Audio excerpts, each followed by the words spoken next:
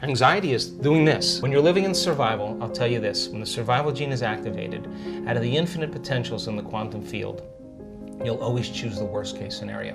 Why? Because if you're in survival and you're preparing for the worst, there's always better chances of surviving if anything less happens.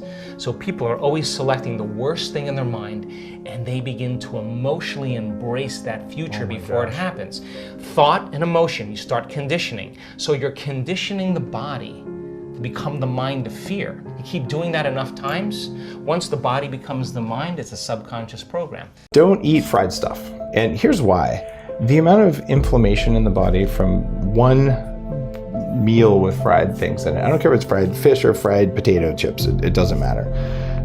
That increases inflammation for 2 days. A cigarette is 4 to 8 hours. Literally, you're better off to smoke a cigarette than you are to eat a plate of French fries. Okay. And it's that big of a deal. French fries you can't have? Well, they're fried. Here, bake the damn French fries. It's not that hard. You bake them and put really good butter on them afterwards. It tastes the same. No, but when you go out, no one's baking it with butter on I know. So it's because restaurants are, plus they fry them in the worst oils that have been reused. You gotta just say no. And you look at it like, that's not food. The purpose of memory isn't to remember the past.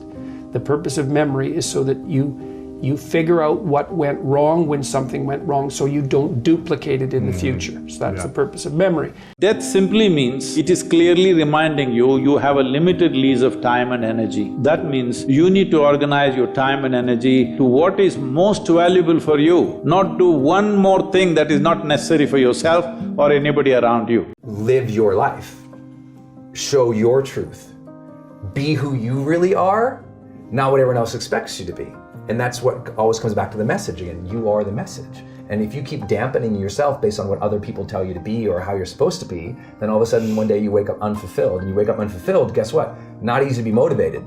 Not easy to be motivated, then guess what? You're not gonna create the content, the curriculum, the products, the programs, the business.